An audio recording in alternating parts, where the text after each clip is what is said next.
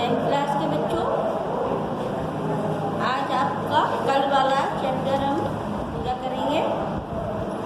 देखिए, ये अधिकांश लोग कहाँ नियोजित हैं। हमारे देश के संबंध में जो एक महत्वपूर्ण बात है वह है कि सकल घरेलू उत्पाद में तीनों क्षेत्रों के योगदान में परिवर्तन हुआ है, किंतु रोजगार में ऐसा परिवर्तन नहीं हुआ। जबकि विकसित देशों में योगदान दोनों स्तरों पर संपन्न हुआ है। द्वितीय क्षेत्र की समृद्धि एवं तृतीय क्षेत्र में उछाल के बावजूद भी प्राथमिक क्षेत्र आज का सबसे बड़ा नियोक्ता बना हुआ है। अब बढ़ती जनसंख्या के अनुसार द्वितीय व तृतीय क्षेत्रों में रोजगार के पर्याप्त अवसरों का सृजन नहीं हो पाया है। देश में आधे से अधिक श्रमिक प्राथमिक क्षेत्र और मुख्यतः कृषि क्षेत्र में कार्य कर रहे हैं, जबकि द्वितीय और तृतीय क्षेत्र ये दोनों मिलकर भी आधे से कम श्रमिकों को ही रोजगार उपलब्ध करा पा रहे हैं। और जो श्रमिक कृषि क्षेत्र में कार्य कर रहे हैं उनमें अल्प बेरोजगारी की भी स्थिति है। उदाहरण के लिए एक छोटा सा किसान है जिसके पास 2 हेक्टेयर भूमि है और सिंचाई के लिए वर्षा पर निर्भर है। वह ज्वार और अरहर की फसलें उगाता है। उसके परिवार के सभी 5 सदस्य उसी भूमि पर पूरे वर्ष भर काम करते हैं, क्योंकि उन्हें कहीं और रोजगार नहीं मिल पाता है। तो उस परिवार का प्रत्येक सदस्य खेत में काम कर रहा है। इस तरह से वो सभी काम कर रहे हैं, सभी के पास काम है, परंतु पूरी तरह रोजगार प्राप्त नहीं है। यह अल्प बेरोजगारी की स्थिति है। जहाँ लोग प्रत्यक्ष रूप से काम करते हैं पर वे सभी क्षमता से कम काम करते हैं। इस प्रकार की अल्प बेरोजगारी को हम छुपी हुई बेरोजगारी भी कह सकते हैं, क्योंकि प्रत्यक्ष रूप से तो काम कर रहे हैं लेकिन अप्रत्यक्ष रूप से वो बेरोजगार होते हैं। और जिनके पास कोई रोजगार नहीं है बेकार बैठे हुए हैं। और लोगों का बेकार बैठना खुली बेरोजगारी है। अल्प बेरोजगारी को प्रच्छन्न बेरोजगारी भी कहा जाता है। अब भारत में इसी प्रकार के लाखों कृषि श्रमिक हैं जो समुचित रोजगार उपलब्ध करा, अगर हम इन्हें कृषि क्षेत्र से इनको हटा दिया जाए और समुचित रोजगार उपलब्ध करा दिए जाएं, तो सभी कृषि उत्पादन पर कोई बुरा प्रभाव नहीं पड़ेगा। अब किसी भी अन्य रोजगार को करने से लोगों की आय की, परिवार की कुल आय में भी वृद्धि होगी। अब देखिए, अल्प बेरोजगारी दूसरे क्षेत्रों में भी हो सकती है। जैसे शहरों में सेवा क्षेत्र में हजारों अनियत श्रमिक हैं जो दैनिक रोजगार की खोज करते रहते हैं। जैसे प्लम्बर है, पेंटर है, मरम्मत कार्य जैसे रोजगार की खोज करते हैं। तो अधिकतर ये रोजाना काम नहीं पाते हैं। ठीक है, तो अब इस प्रकार जैसे सेवा क्षेत्र के भी कुछ लोगों को सड़कों पर हम ठेला खींचते और कुछ चीज़ें बेचते हुए देखते हैं, तो वे क्या है, वे भी बहुत कम काम करते हैं। पूरा दिन तो उसी में बिता देते हैं, लेकिन उनकी जो कमाई होती है वो बहुत कम होती है। अब हम बेरोजगारी के संबंध में कुछ विचार करते हैं। तो देखिए, अल्प बेरोजगारी तब होती है जब लोग नियोजित दिखाई देते हैं पर वास्तव में भी बेरोजगारी होते हैं। इस स्थिति में आवश्यकता के अधिक लोग एक ही कार्य को करते हैं, एक ही काम में लगे रहते हैं। अब उन लोगों को उस काम से अगर हटा दिया जाए तो उत्पादन पर कोई प्रभाव नहीं पड़ेगा। और इस स्थिति को भी हम छिपी या प्रच्छन्न बेरोजगारी भी कहते हैं। मान लीजिए खेत में एक परिवार के 5 श्रमिक काम करते हैं, अगर उसमें से हम एक को हटाना 4 करें तो भी उत्पादन तो उतना ही होगा, पर एक व्यक्ति अगर चाहे तो वो दूसरा कार्य करके अपनी आय भी कमा सकता है। अब भारत में अपेक्षा थी कि भारत में तीनों ही क्षेत्रों में रोजगार के अवसर बढ़ेंगे। धीरे धीरे बेरोजगारी भी समाप्त हो जाएगी, परंतु ऐसा नहीं हुआ। अब द्वितीयक एवं तृतीयक क्षेत्र का ना तो विकास हुआ और ना ही रोजगार के समुचित अवसर सृजित हो सके। अब भारत में लाखों लोग अल्प बेरोजगार हैं। ऐसी स्थिति तो ये जो स्थिति है सामान्यतः कृषि के क्षेत्र में पाई जाती है। इसके अतिरिक्त अल्प बेरोजगारी दूसरे क्षेत्रों में भी हो सकती है, जैसे कि शहरों में सेवा क्षेत्र में कार्य कर रहे अनियमित श्रमिक हैं। यदि ये लोग अन्य किसी स्थान पर काम कर रहे होते हैं तो उनके द्वारा अर्जित आय से उनकी कुल पारिवारिक आय में वृद्धि होती है। हमें अल्प बेरोजगारी के संबंध में विचार करना चाहिए। यह जनसंख्या की आय अर्जित करने की क्षमता को कम करती है, जिससे उनका जीवन स्तर बहुत ही निम्न और हो जाता है और निर्धनता पैदा हो जाती है। अब अतिरिक्त रोजगार का सृजन कैसे हो? देखिए, कृषि के क्षेत्र में अल्प बेरोजगारी की समस्या इसलिए बनी है क्योंकि कृषि के लिए जो आवश्यक मूलभूत सुविधाओं का अच्छी तरह से विकास नहीं हो पाया है। खेतों की सिंचाई के लिए सही स्थानों पर नहरों का निर्माण करके या पंप सेटों को लगाकर इस समस्या का समाधान किया जा सकता है। सिंचाई की सुविधा के कारण कई प्रकार की फसलें पैदा की जा सकती हैं। इससे स्थानीय लोगों, किसानों, श्रमिकों को भी अधिक रोजगार मिलेगा और जब कृषि उत्पादन बढ़ेगा तो परिवहन, फसलों के भंडारण, खाद्य प्रसंस्करण आदि प्रक्रियाओं के लिए भी संभावना बनेगी, जिससे अधिक से अधिक रोजगार का सृजन होगा। वे गांव जो वन क्षेत्रों के निकट हैं, वहाँ के लोग मधुमक्खी का पालन कर सकते हैं और शहद का संग्रहण करके एक केंद्रों का निर्माण कर सकते हैं। इससे रोजगार के जो अतिरिक्त अवसर हैं वो भी प्राप्त होंगे। अब किंतु धीरे धीरे ये इस प्रकार विकास की जो गतिविधियाँ भले ही छोटे स्तर से शुरू हों, किंतु धीरे धीरे वह विकसित अवश्य होंगी और अल्प बेरोजगारी की समस्या का समाधान होगा। प्रत्येक राज्य प्रदेश में वहाँ के निवासियों की आय, उनके रोजगार में वृद्धि की संभावना वृद्धि करने की संभावना होती है। यह पर्यटन या क्षेत्रीय शिल्प उद्योग या सूचना प्रौद्योगिकी जैसे नवीन सेवाओं के माध्यम से संभव है। इन गतिविधियों के लिए समुचित योजना व सरकारी सहायता की आवश्यकता होगी। अब एक आकलन के अनुसार यदि पर्यटन क्षेत्र में अपेक्षित सुधार हो तो प्रति वर्ष 35 लाख से अधिक लोग अतिरिक्त रोजगार प्राप्त कर सकते हैं। अगर सुनियोजित तरीके से योजना बनाकर अन्य क्षेत्रों में भी लागू करके इसी तरह के परिणाम प्राप्त कर सकते हैं। अब हम ऊपर जो सुझाव हैं, उपाय हैं, इनको अगर व्यवहारिक रूप लेने में लंबा समय लगता है तो इसलिए भारत सरकार ने लोगों की बेरोजगारी को कम करने के लिए काम का अधिकार यह कानून बनाया है। इसे महात्मा गांधी राष्ट्रीय ग्रामीण रोजगार गारंटी अधिनियम 2005 के नाम से जाना जाता है। अब देखिए, ये अल्प बेरोजगारी या बेरोजगारी के लिए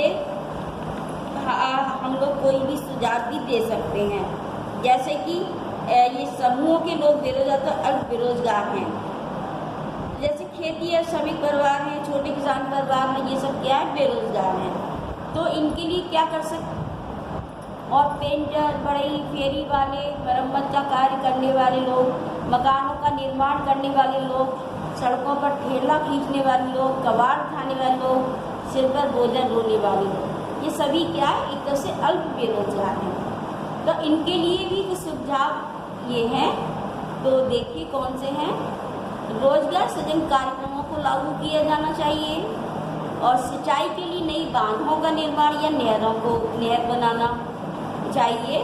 कृषि क्षेत्र में रोजगार के लिए इससे की और अन्य अवसर भी पैदा हो सके। सरकार द्वारा अर्ध ग्रामीण क्षेत्रों में उन उद्योगों सेवाओं को बढ़ावा देना चाहिए जिनमें अधिक से अधिक लोग नियोजित हो सकें। बेरोजगारों व अल्प बेरोजगारों को कम ब्याज पर ऋण उपलब्ध कराना चाहिए, जिससे भी अपने छोटे मोटे व्यवसाय शुरू कर सकें। सरकार को परिवहन और फसलों के भंडारण अथवा ग्रामीण सड़कों के निर्माण पर निवेश करना चाहिए।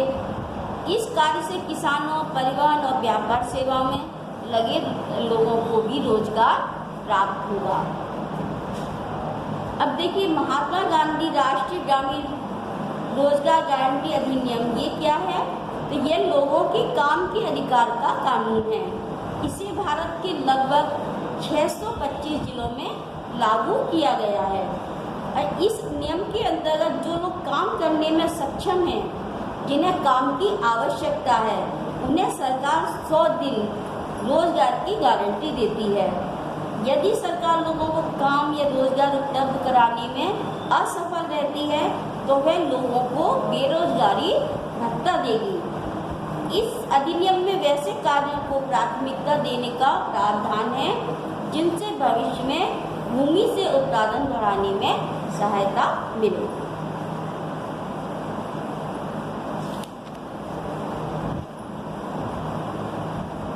देखिए, यदि किसानों को सिंचाई और विपणन उपलब्ध कराई जाती है तो रोजगार और आय में निम्न प्रकार से वृद्धि होगी। यह सिंचाई सुविधाएं। सिंचाई सुविधाओं के कारण वर्ष में एक से अधिक फसल का उत्पादन संभव हो सकेगा। कृषि भूमि पर जितनी अधिक फसल उगाई जाएगी, रोजगार व आय में उतनी ही वृद्धि होगी। इस प्रकार सिंचाई कृषि उत्पादन, रोजगार एवं आय में वृद्धि का एक महत्वपूर्ण उपाय है। दूसरा, विपणन सुविधाएं। विपणन सुविधाओं की सहायता से एक किसान फसल उत्पादन कर उसे सरलता से बेच सकता है। इस क्रिया से न तो केवल किसान बल्कि अन्य लोगों को भी रोजगार मिलेगा। फसल को बेचने के लिए परिवहन की आवश्यकता पड़ेगी, जिससे परिवहनकर्ता के लिए भी रोजगार उत्पन्न होगा। और इसके अतिरिक्त फसल बाजार में पहुंचने पर इसका विक्रय होगा, जिससे व्यापार के साथ साथ रोजगार उत्पन्न होने की उसकी जो आयु में भी वृद्धि होगी। भंडारण सुविधा से किसानों को अच्छी कीमत पर अपनी उपज बेचने का भी अवसर प्राप्त होगा। और शहरी क्षेत्रों में रोजगार में वृद्धि कैसे की जा सकती है, इसको देखिए।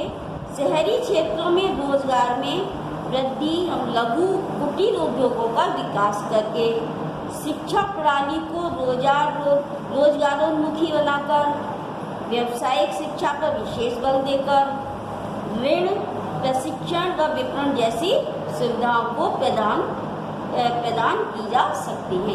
ये सारी सुविधाएं इनको प्रदान की जा सकती हैं। अब देखिए, संगठित असंगठित रूप में क्षेत्रकों का विभाजन। रोजगार के संगठित क्षेत्र में रोजगार की अवधि नियमित होती है। संगठित क्षेत्रक सरकार द्वारा पंजीकृत होते हैं। ये सरकारी नियमों का पालन करते हैं। संगठित क्षेत्र के कर्मचारियों को रोजगार की सुरक्षा प्राप्त होती है। कर्मचारी एक निश्चित समय तक ही कार्य करते हैं। यदि वे अधिक समय तक कार्य करते हैं तो नियोक्ता के द्वारा उन्हें अतिरिक्त वेतन दिया जाता है। और असंगठित क्षेत्र जो अधिकतर सरकारी नियंत्रण से बाहर होता है, ये छोटी छोटी बिखरी हुई इकाइयों से बने होते हैं। इस क्षेत्र के नियम आदि तो होते हैं, लेकिन वो पारदर्शी तरीके से इनका पालन नहीं होता है। यहाँ के अधिकतर कार्य कम वेतन वाले होते हैं। इस क्षेत्र में कर्मचारियों की किसी भी सुविधाओं पर ध्यान नहीं दिया जाता है।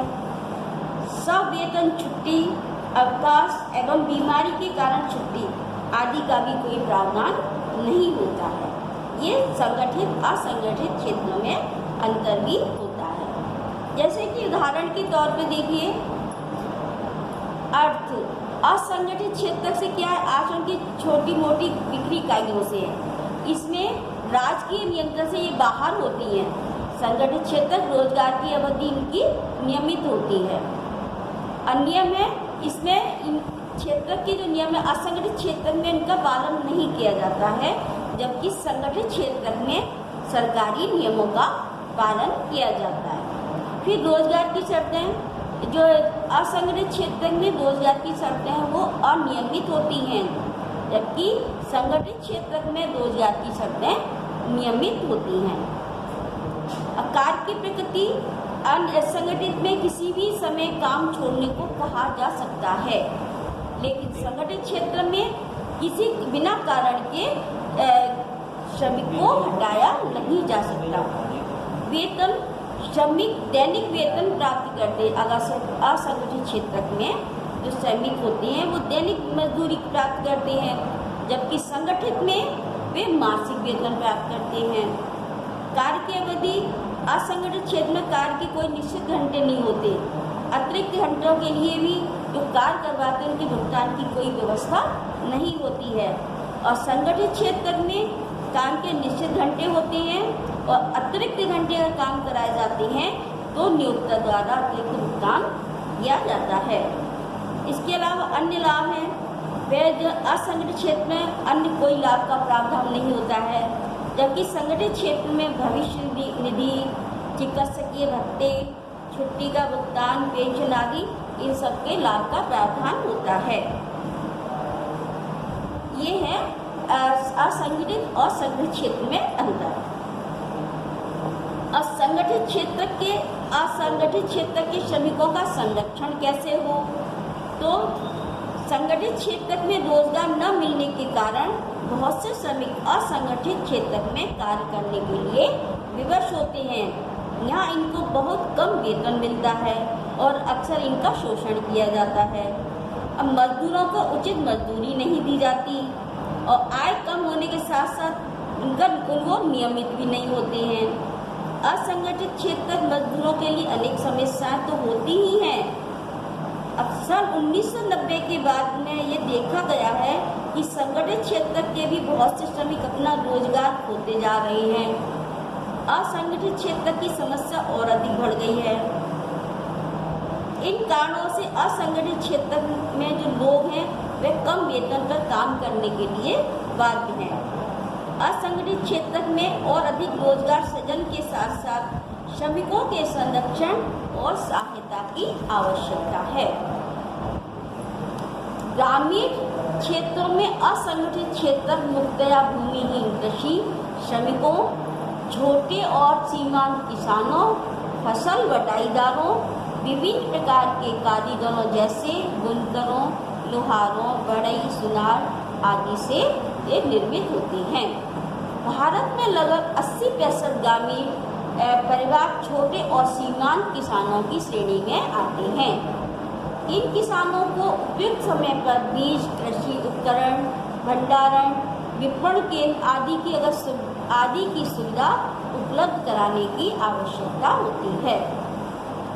भारत के शहरी क्षेत्रों में असंगठित क्षेत्र मुख्यतः लघु उद्योगों के श्रमिक, निर्माण, व्यापार एवं परिवहन में कार्यरत आकस्मिक श्रमिकों, सड़कों पर विक्रेता का काम करने वालों, सिर पर बोझा ढोने वालों श्रमिकों, बस निर्माण करने वालों, कबाड़ उठाने वालों आदि से निर्मित हैं। शहरी क्षेत्रों में भी असंगठित क्षेत्र के श्रमिकों की स्थिति बहुत ही दयनीय है। विभिन्न स्तरों पर इनको संरक्षण दिए जाने की आवश्यकता है। यह भी महत्वपूर्ण बात है कि अधिकांश श्रमिक अनुसूचित जाति, जनजाति और पिछड़ी जातियों से संबंधित हैं। इनके साथ सामाजिक भेदभाव भी होता है। तो आर्थिक व सामाजिक विकास के लिए असंगठित क्षेत्र के श्रमिकों का संरक्षण एवं सहायता आवश्यक ही नहीं बल्कि अनिवार्य है। अब असंगठित क्षेत्र के श्रमिकों का मजदूरी, स्वास्थ्य, सुरक्षा जैसे मुद्दों पर संरक्षण होना चाहिए। इसके बारे में हम बात करेंगे। देखिए, मजदूरी, असंगठित क्षेत्र के मजदूरों को बहुत कम मजदूरी दी जाती है, प्राय उनका शोषण किया जाता है। दैनिक मजदूरी के अतिरिक्त उन्हें कोई भत्ता नहीं दिया जाता, न ही वार्षिक वेतन वृद्धि होती है। तो इसके समाधान के लिए राज्य व केंद्र सरकार के कर्मचारियों के समान में मजदूरी दी जानी चाहिए। मजदूरी के अतिरिक्त उन्हें अन्य भत्ते जैसे परिवहन, शिक्षा, चिकित्सा, आवास भी दिए जाने चाहिए। उनकी मजदूरी में वार्षिक वेतन की वृद्धि भी की जानी चाहिए। सुरक्षा इन लोगों को तो असंगठित क्षेत्र में श्रमिकों को रोजगार की सुरक्षा प्राप्त नहीं होती। उन्हें अकारण ही किसी भी समय काम छोड़ने के लिए कहा जा सकता है। जैसे इस क्षेत्र में श्रमिक सामान्यतः ईंट, खदान, पटाखे ऐसे जोखिम भरे उद्योगों में काम करते हैं, तो उन्हें भी सुरक्षा की बहुत आवश्यकता होती है। और सभी श्रमिकों को रोजगार की सुरक्षा होनी चाहिए। कोई भी नियोक्ता उनके साथ मनमाने ढंग से नौकरी से उन्हें बाहर नहीं कर सके। नौकरी से निकालने की प्रक्रिया नियमानुसार होनी चाहिए और श्रमिकों को उनकी उचित क्षतिपूर्ति भी दी जानी चाहिए। अब कारखानों के अंदर जो काम करने वाले श्रमिक हैं, तो घर लौटते समय होने वाली किसी भी दुर्घटना के लिए उन्हें भी क्षतिपूर्ति देनी चाहिए, जैसा केंद्र और राज्य सरकारें करती हैं। स्वास्थ्य देखिए, असंगठित क्षेत्र के श्रमिक कम मजदूरी के कारण पौष्टिक भोजन नहीं ले पाते हैं, जिससे उनका स्वास्थ्य गिर जाता है। अतः श्रमिकों को सेवा काल के दौरान उन्हें स्वास्थ्य सुविधाएं उपलब्ध होनी चाहिए। अब स्वामित्व आधारित क्षेत्र और सार्वजनिक व निजी क्षेत्र। आर्थिक गतिविधियों के क्षेत्रकों को सार्वजनिक और निजी क्षेत्र में भी वर्गीकृत किया जाता है। सार्वजनिक क्षेत्र के अंतर्गत अधिकांश परिसंपत्तियों या कंपनियों अथवा प्राधिकरणों पर सरकार का स्वामित्व होता है। सरकार ही सभी सेवाएं उपलब्ध कराती है और निजी क्षेत्र में परिसंपत्तियों का स्वामित्व और सेवाओं के वितरण की जिम्मेदारी एकल व्यक्ति या कंपनी के हाथों में होती है। रेलवे अथवा डाकघर सार्वजनिक क्षेत्र के उदाहरण है, जबकि Tata iron and steel company limited यह निजी क्षेत्र के अंतर्गत है। निजी क्षेत्र का उद्देश्य केवल लाभ प्राप्त करना होता है। इनकी सेवाओं को प्राप्त करने के लिए हमें धन व्यय करना पड़ता है। और सार्वजनिक क्षेत्र का उद्देश्य केवल लाभ कमाना नहीं होता, बल्कि जनहित भी होता है। जो जनहित पर किए गए व्यय की पूर्ति सरकार कर एवं अन्य तरीकों के द्वारा करती है। कुछ चीज़ों पर बहुत अधिक धन व्यय करना पड़ता है, जिनमें निजी क्षेत्र की कोई भूमिका नहीं होती, जैसे रेलवे, सड़क, पुल, पत्तन, बिजली उत्पादन, वाहन आदि का निर्माण। ये कार्य जनता के हित में बहुत ही आवश्यक होते हैं, इसलिए सरकार इन सुविधाओं पर अधिक धन व्यय करती है। कुछ गतिविधियां ऐसी भी हैं जिनको संपन्न करना सरकार के लिए अनिवार्य है, जैसे स्वास्थ्य एवं शिक्षा सुविधाएं। जनता को इन्हें उपलब्ध कराना सरकार की जिम्मेदारी है। इन सुविधाओं पर धनराशि खर्च करना सरकार के लिए अनिवार्य है। और सार्वजनिक क्षेत्र का दायरा या सीमा जनहित के मुद्दों को ध्यान में रखते हुए बहुत व्यापक है। सरकार को सुरक्षित पेयजल की उपलब्धता, निर्धनों के लिए आवासीय सुविधा, भोजन एवं पोषण पर ध्यान देने की बहुत आवश्यकता है। देश की पूरी तरह से उपेक्षित हिस्सों पर भी ध्यान देना और निर्धनों को मूलभूत सुविधाएं उपलब्ध कराना सरकार की जिम्मेदारी और कर्तव्य है। बच्चों, आज आपका ये लेसन पूरा हो गया। आपको होमवर्क मिल जाएगा व्हाट्सएप पर।